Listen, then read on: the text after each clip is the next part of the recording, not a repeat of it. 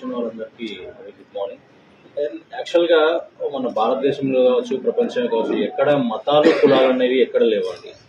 ఇవి మనం అర్థం చేసుకునే యొక్క మన ఆలోచన పరిధిని బట్టి, మన యొక్క జీవన శైలిని బట్టి, మన చుట్టూ ఉన్నటువంటి వాతావరణం బట్టి మనం అర్థం చేసుకుంటున్నాం తప్ప ఎక్కడ ఏ గ్రంథంలో ఏ మత గ్రంథాలలో ఇది మతము అని ఎక్కడ ప్రతిపాదించలేదు. ఇప్పుడు ఇస్లాం తీసుకోండి, ఇస్లాం అనేది మతం కాదు, ఇది ఒక శాంతి సందేశం. ఇది ఒక శాంతి సందేశం. అది ఎవరిచ్చారంటే ద ఆల్మైటీ గాడ్, ఎవరైతే మనం అరబిక్ లో అల్లా అనుకుంటున్నామో, అల్లా తన మెసెంజర్స్ ద్వారా, తన ప్రాఫిట్ ముహమ్మద్ సల్లల్లాహు అలైహి వసల్లం ద్వారా ఇచ్చినటువంటి ఆ శాంతి సందేశాన్ని ఎవరైతే పాటిస్తున్నారో వాళ్ళని మనం ముస్లిమ్స్ అంటున్నాం.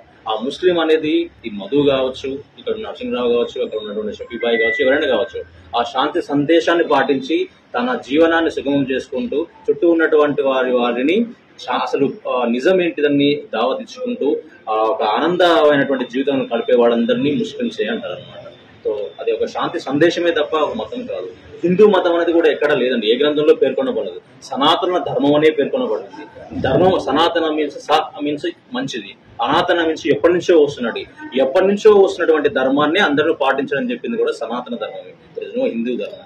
అండ్ ఇంకా క్రిస్టియానిటీ కూడా ఇట్స్ నాట్ ఒక మతం కావచ్చు. క్రిస్టియానిటీ అంటే క్రీస్తు చెప్పినటువంటి ధర్మ మార్గాలను పాటిస్తూ ముందు జీవనాన్ని కొనసాగించేటువంటి ఒక సమూహాన్ని క్రిస్టియానిటీ అని పేర్కొనడం తప్ప ఇక్కడ ఎక్కడ మతాలు లేవు, కులాలు లేవు. మనం చేసినటువంటి పనులు బట్టి, మన ఆలోచన విధానం బట్టి, మనం చేసిన దాన్ని బట్టి మనం డివైడ్ అయ్యామే తప్ప మన అందరం ఒకటే.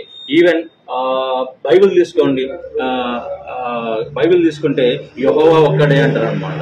సరే అది అరామిక్ లాంగ్వేజ్ కావచ్చు, అరబిక్ లాంగ్వేజ్ కావచ్చు, ఇంక ఇటాలియన్ కావచ్చు, సాంస్క్రిట్ కావచ్చు. సరే బైబిల్ ఆరిజిన్ అనేది మనకు అరాబిక్ లాంగ్వేజ్ లో అటువైపు జరిగింది కాబట్టి అరామిక్ లో యెహోవా అనడం జరిగింది, యెహోవా అనడం జరిగింది. యెహోవా మీన్స్ ఇస్ ఆల్మైటీ, ఒకటే అనడం అనమాట. అండ్ మన భగవద్గీత తీసుకోండి, ఏకం బ్రహ్మం ద్వితీయం నాస్తి, బ్రహ్మ ఒక్కడే, దేవుడు లేడు. బ్రహ్మ మీన్స్ క్రియేటర్, పుట్టించేవాడు ఎవడు? దేవుడు. అదొక్కడే అని చెప్తున్నాను అనమాట. అండ్ ఇస్లాం తీసుకోండి, లా ఇలాహ ఇల్లల్లాహ్, దేవుడు ఒక్కడే, ఇంకొకటి లేడని చెప్తున్నాడు కదా. అందరూ ఒక్కడే అని చెప్తున్నారు. అర్థం లేదు. అంటే సింపుల్ ఏంటంటే, ఫర్ ఎగ్జాంపుల్ ఒక i20 హుండాయ్ కార్ ఉంది, అదొక హుండాయ్ కంపెనీ తయారు చేస్తుంది అనుకోండి. అండ్ నేను ఒక పర్ఫెక్ట్ డ్రైవర్ని, నేను డ్రైవింగ్ రూల్స్ ప్రకారం నేర్చుకున్నా, డ్రైవింగ్ లైసెన్స్ తీసుకున్నా. అండ్ మా ఫ్రెండ్ ఒక ఆయన ఇప్పుడే నేర్చుకుండు, ఇంకొక 50 సంవత్సరాల నుంచి నేర్చుకుండు. అందరూ హుండా i20 కార్స్ తోలుతారు. కానీ ఈ రోజు ఉదయం తెల్లారంగానే హుండాయ్ అనుకుంటారు, ఈ రోజు ఈ i20 కార్ అనుకుంటారు, ఒక రోజు గుద్దాలని చెప్పేసి అనుకోదు కదా. అది ఏ విధంగా యాక్సిడెంట్ జరుగుతాయి? ఎవరైతే డ్రైవింగ్ చేస్తారో ఆ డ్రైవర్ యొక్క పనితనాన్ని బట్టి యాక్సిడెంట్ జరుగుతాయి. అంటే ధర్మం ఒక్కటే.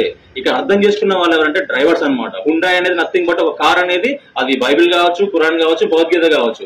కానీ దాంట్లో కూర్చొని డ్రైవ్ చేస్తున్నారు కదా, వాళ్ళు దాన్ని అర్థం చేసుకునే తీరు, ఎక్కడ ఎక్సలేటర్ వేయాలి, ఎక్కడ బ్రేక్ వేయాలి, ఎక్కడ స్టార్ట్, ఎలా విధంగా పోవాలని రూల్స్ తెలుసుంటే ధర్మాన్ని అందరికి ఒక విధంగానే అర్థమవుతుంది. సో మత గ్రంథాల తప్పు ఎక్కడా లేదు. దాన్ని అర్థం చేసుకుని మాట్లాడే వాళ్ళు, దాన్ని అర్థం చేసుకుని సొంత వాక్యాలు రాసుకునే వాళ్ళు వాళ్ళది తప్పు.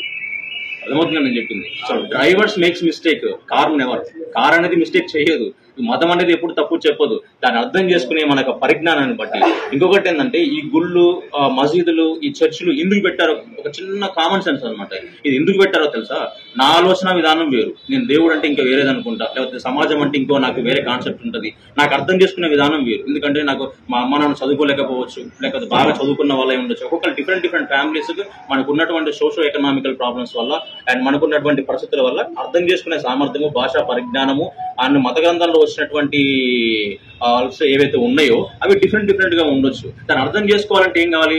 మనకంటే ఎక్కువ అర్థమైనటువంటి పండితులు కావచ్చు, ఇమాం సాబులు కావచ్చు, పాస్టర్స్ కావచ్చు, పురోహితులు కావచ్చు, గురువులు కావచ్చు, వాళ్ళు కావాలి. మరి వీళ్ళందరూ మన ఇంటికి వచ్చి చెప్తారా? చెప్పరు కదా. మన అందరం ఒకే దేవుడిని పూజిస్తానికి ఎక్కడికి పోతున్నామో ఆ కామన్ ప్లేస్ ఏంటిది? గుడి కావచ్చు, చర్చ్ కావచ్చు అండ్ మసీద్ కావచ్చు. అక్కడికి పోతే సామూహికంగా ఒక అందరు గ్రూప్ ఏర్పడుతుంది. ఆ గ్రూప్ లో విషయ పరిజ్ఞానం ఎక్కువ ఎవరైతే ఉన్నారో వాళ్ళు మనకు వచ్చిన డౌట్స్ ని క్లారిఫై చేయడం వల్ల మనం ఈజీగా తెలుసుకోవచ్చు అనమాట. అంతే తప్ప మేమంతా ఒకటే గ్రూప్ కాబట్టి ఒక దగ్గరికి పోయి మదర్ చేస్తున్నాం, ఒక దగ్గరికి పోతున్నాం చెప్పుకుంటాను కాదు. చివరిగా ఏంటిదంటే, శాంతిగా జీవనం సాధించడానికి మన గ్రంథాలలో ఏమి చెప్పబడింది అది తెలుసుకుంటానికి, అది కరెక్ట్గా తెలుసుకుంటానికి. అంతే తప్ప దీంట్లో డిఫరెన్సెస్ కానీ దేవుడు మీ దేవుడు మీకే, మా దేవుడు మాకే, దేవుడు ఒక్కడే. ఇప్పుడు ఫర్ ఎగ్జాంపుల్ మనం ఇక్కడ కీసర్లో ఉన్నాము, ఆంధ్రప్రదేశ్లో, తెలంగాణలో ఉన్నాము. ఏ భాష మాట్లాడతాము? తెలుగే మాట్లాడతాము. అండ్ అమెరికాలో ఉన్నవాడు ఏది మాట్లాడతాడు? ఇంగ్లీషే మాట్లాడతాడు. అండ్ ఇస్లాం కంట్రీస్ లో ఉన్న వాళ్ళు ఏమాడతారు? అరబిక్, హిందీ అవి మాట్లాడతారు. అంటే మనుషులు ఒక్కలే, కానీ వాళ్ళ యొక్క పుట్టిన ప్రదేశాన్ని బట్టి వాళ్ళు మాట్లాడే భాష వేరు, కానీ భాషలో ఉన్నటువంటి మీనింగ్ ఒకటే. అది ఎప్పుడు తెలుస్తుంది అంటే నాకు ఒక ఇంగ్లీష్ మంచిగా అర్థమై ఉంటే వాడు ఏది మాట్లాడినా నా భాషలో కన్వర్ట్ చేసుకుని నా భాషలో ఉన్నటువంటి లాంగ్వేజ్ ఉపయోగించుకుంటా.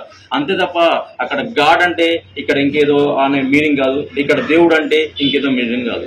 ఏదైనా ఒకటి పుట్టించేవాడు, తీసుకువెళ్లేవాడు, మనం కాపాడేవాడు వాడు ఒకటే, అది ఒకటే దేవుడు, అందరూ ఒకటే. ఇంకో కామన్ థింగ్ ఏంటంటే, and there is no Muslim, there is no Hindu. ఇక్కడ హిందువులు, ముస్లింలు అండ్ ఇస్రాయల్, సిక్కులు ఎవరు అందరూ ఒకే వ్యక్తి, ఒకే ఇద్దరు వ్యక్తుల నుంచి మనం మీన్స్ పుట్టించబడ్డాము. ఆ ఇద్దరిని చేసింది కూడా ఒకరు, అది హిందూ మత గ్రంథమైన బైబిల్ అయినా అండ్ ఖురాన్ అయినా సరే. ఖురాన్లో కూడా ఆదం అలైహిస్సలాం, నెక్స్ట్ ఈవ్ వాళ్ళు, అండ్ బైబిల్ ప్రకారం ఆడమ్ అండ్ ఈవ్, అండ్ మన దాని ప్రకారం ఉన్నటువంటి మునీలు, మునీశ్వరులు ఎవరైతే ఉంటారో ఆ ఇద్దరు వల్లనే టోటల్ ప్రపంచం వ్యాప్తి చెందింది. అంటే we are belongs to one family.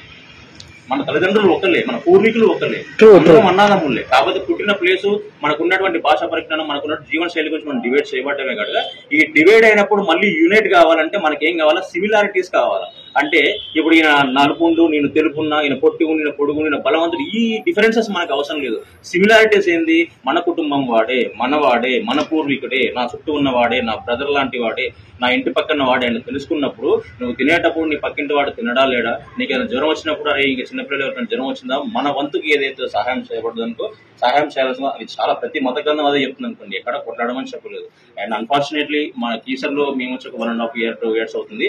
అసలు అంత ముందు కానీ ఇప్పుడు వరకు ఎక్కడ కమ్యూనల్ ప్రాబ్లం లేదు. అన్ఫార్చునేట్లీ మన జరిగింది, అది కూడా ఒక మనందరికీ ఒక మన టెస్టింగ్ లాంటిది. అంటే అది జరగాల్సిన సిచ్యువేషన్ జరగకూడదు, తర్వాత పక్కన పెడితే ఒక విషయం ఒకటి ఏదైనా ఒక ప్రతికూల పరిస్థితులు ఎదురైనప్పుడు మన స్వభావం తెలుస్తుంది. మనిషి యొక్క స్వభావం రెండు విధాలు తెలుస్తుంది. ఒకటి ఒంటరిగా ఉన్నప్పుడు వాళ్ళ ఆలోచన విధానము, రెండోది వానికి బాగా కోపం వచ్చినప్పుడు ఏ విధంగా ప్రవర్తిస్తున్నది. మన సిచ్యువేషన్ జరిగినప్పుడు చాలా మంది పెద్దలు, చాలా మంది మన సోదరులు అండ్ సవర్గా ఉండంటే దాన్ని శాంతియుతంగా ఉండి దాన్ని ముందుకు తీసుకెళ్లారు. అంటే సిచ్యువేషన్ జరిగినప్పుడు మీరు ఏ విధంగా రియాక్ట్ అవుతారు అనేది అల్లాహ్ తాలా మనకి ఇచ్చినటువంటి ఒక ఎగ్జామినేషన్ తప్ప ఈ రంజాన్ అనేది నాట్ ఓన్లీ